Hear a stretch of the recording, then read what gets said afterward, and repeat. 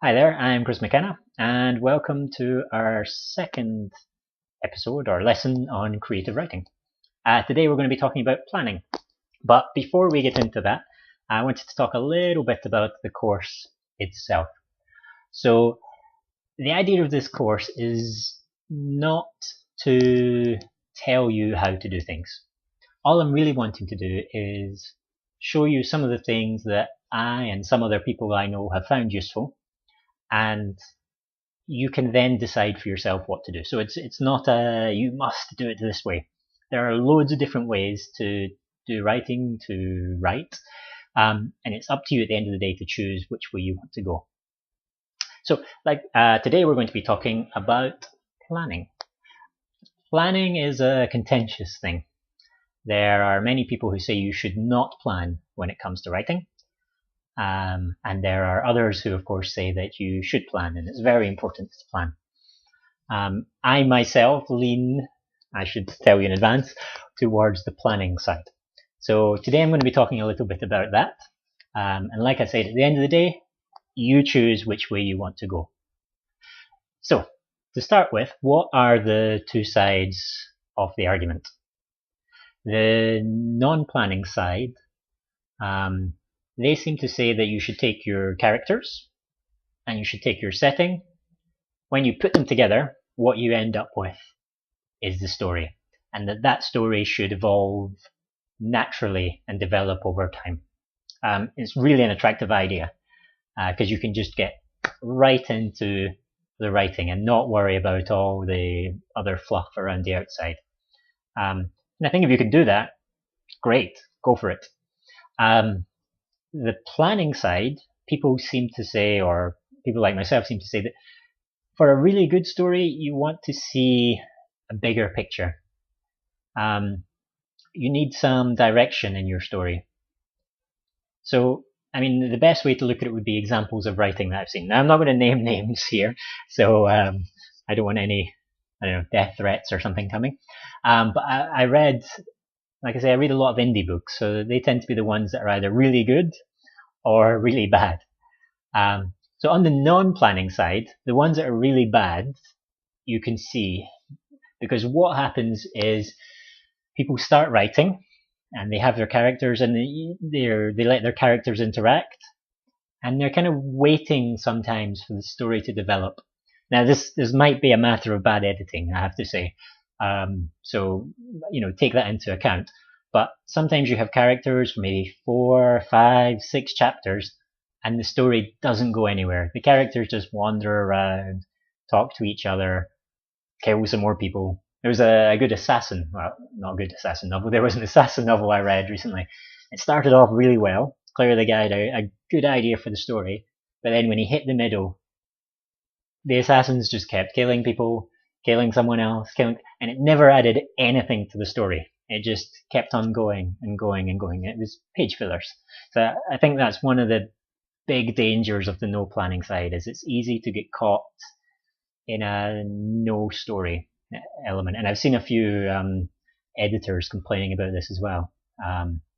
Today I was on Andromeda Spaceways in Flight magazine. It's a short story website, and they had a section about stories that just have no plot. It's just characters wandering around talking to each other. So I think that's a big danger. On the planning side, the danger is that you become too focused on the story. And the story starts to override things that the characters would naturally do. So one that makes me quite annoyed. There was a story I was reading. Again, it started really well. There's a lot of people who have these really good ideas, and there was some kid, and there was all these bad things happening to him. And he was a really nice kid, never did anything wrong in his life, and then just in the middle of the story, for absolutely no reason explained, this guy went out and stole something, and it didn't fit his character at all. But it was obviously designed to move on the story to the place where the writer wanted it to be. And so this doesn't really work. Although I did say I'm on the planning side, I would say we have to go with a middle ground. So what is the middle ground? Well, for me, I would say I like to plan out. I have a good idea of the story, the beginning, the middle, and the end. I know what's going to happen at each of those points. I've had a lot of experience. I'm not the best person at ending stories, or at least I hate standard endings. I don't want my book to end in predictable standard ways. So a lot of the time I have trouble with endings. So I don't want to start my book and work all the way through it and get there and it's guy gets girl ending or something like this. It's not satisfactory for me. So I like to have a clear idea of the beginning of the story. So how does things start? How do we introduce the characters? Where do they come from? The middle,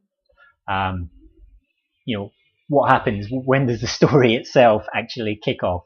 What goes on? How does it build up to some kind of crescendo? What's going to be the crescendo point? What's going to be the peak moment in your story?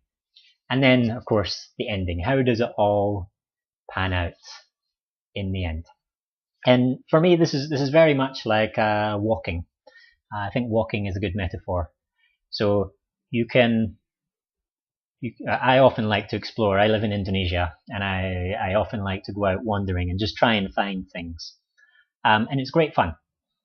Now, sometimes when you're wandering, you can end up in nice places and you can discover things. But more often than not, I've found now that I start wandering and I just end up somewhere I don't want to be. So what I tend to do now when I walk is I have a destination. I say I'm going to go to, well, no one will know, but say Lipo Karawaci. I'm going to walk there or cycle there, as I often do. But on the way, if I see something interesting, I'm going to go this path. I'm not going to have a set path on how I'm going to get to Lipo Karawaci either. I'm going to try and figure it out as I go along. So I see that as the same with my writing. I have points marked out, waypoints along the way, and then from there, I'm going to navigate gently along those ways. Now, there's been many occasions when I've said I'm going to this point in the story, and it changes. Something happens with the characters, and I feel more naturally going another way. This happens. This has changed endings in books, it's changed endings in stories, it's changed the middle. I think the first book, Paradigms, there's a whole story arc that wasn't in there at the beginning. So I think this is for me, the best way is a kind of gentle planning. I think if you go in too seriously, I think it can become stale. It can become quite boring. It's not an exciting way to write if you overplan. So, how do we go about planning then? How do I plan? Well, so the first planning tool I would suggest is a mind map. Mind maps are really, really useful, for me at least. So the idea is you start in the center, and from there you break things down. For me, at least for my first mind map, I will usually have the setting, the plot with beginning, middle, and end, the characters, maybe something on the style that I'm trying to use. It's really up to you how you want to play about it.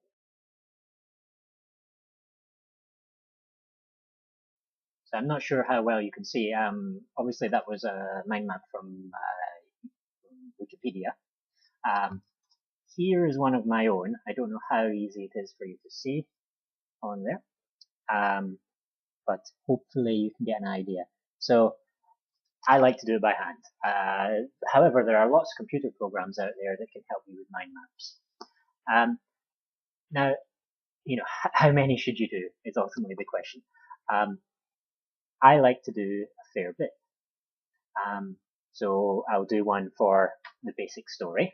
That's this one I have here is a story I'm working on now. So this is my basic story. Usually I'll do different ones for characters. We'll talk about characters more next week, so I won't go into too much detail on that. But for planning wise, I'll certainly do one on my main characters to find out as much as I can about them. I might do something on the world setting, especially if I'm doing some kind of fantasy story world setting. I might have a mind map about that. Usually, I would say maybe every 3 chapters, I tend to do a mind map, working out where the next bit's going to go. It sounds like quite a lot, but I have to say they're not that detailed. If you look at this one here, it's very, very general. These are very, very basic ideas, and they're more like notes than anything else. Especially, I have a full-time teacher, so I can't work on these things necessarily every day. And if something comes up when I'm working, I can jot it down as part of the mind map. But I do find it helps maybe every few chapters to plan out. And sometimes it doesn't go the way of the mind map, but I find they're very helpful. So what are the advantages of using a mind map? Well, like I said already, it's very easy to jot things down on a mind map. I think this is especially important for the way that we think. For example, I'll show you this mind map again. Hopefully you can see.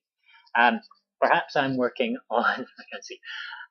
Perhaps I'm working on the setting here. And then I suddenly get an idea about the plot. So I can just jump down and add something in my plot connections. And it makes things so much easier because the way we think is not in a standard list type way that maybe we're used to. The listing, it doesn't really work. Concentrating on one tiny section at a time is not so useful. It helps really for people, at least like me, who are much more mingling your thoughts.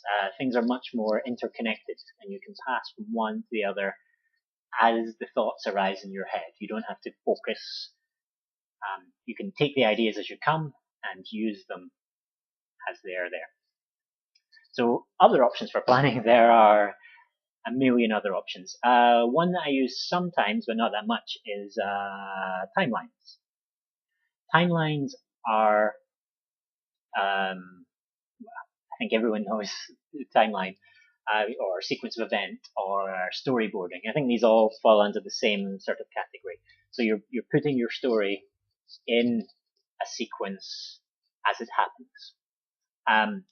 I think that's quite good to have one. Certainly, I usually have one running for my full novel, but that's I don't do it per chapter or anything like that. I might have one that I do. It's really helpful for seeing plot holes. You can make sure things match up. And there was once in a story I was writing that I almost went totally wrong, and I wrote something that happened after coming before, and at the time it made perfect sense, of course, but thankfully I had the timeline there. Oh, wait, I can't fit these things in to the story. I'd say timelines, if you're writing a story, say maybe like a George R.R. Martin story, where you have multiple characters all doing different things, timelines are really helpful for keeping track of how these characters' time fits together. I've read a few stories where, I can honestly say their timing just did not make any sense at all. It was all over the place. People were doing stuff for 4 days, and then it would jump back to another character who'd only been doing stuff for a day. It didn't make any sense. The story was perfectly nice, but it didn't really do. It was a weak point. It can be a weak point for certain people. So timelines really help you see the timing of your story. Apart from that, there are loads of others. So if you're interested, go and investigate. Go in and find out the different ones. So, like I said, all of this is optional. These are just the ways that I personally find are quite helpful. So, homework for next week is, of course, more short stories. This week, I want you to test it out for yourself. What works best for you? So on one side, I want you to create a story in the non-planning way. So come up with your characters, come up with a situation they're in, put them in that room, start writing. The other one, I want you to come up with the characters, come up with the situation. Before you put pen to paper, I want you to plan. Now you could do a mind map. You could do a timeline. You could do any kind of way of planning that you've learned or that you find is effective. If you're involved in some other business, maybe you already have experience with different graphical ways of planning. Then I want you to, as you're doing them, and after, I want you to, what produces the best product at the end? What produces the best story? And also, which did you enjoy more? I mean, maybe planning gives you a better product, but you actually enjoyed writing from the character side much more. From that, decide what works for you.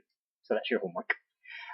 Next week, we're kind of going to continue a little bit on the planning side. So we're going to be focusing on our characters and maybe some of the good and bad things that we can see in characters that are already out there, and maybe ways that we can avoid some of the problems and cliches that come up with characters.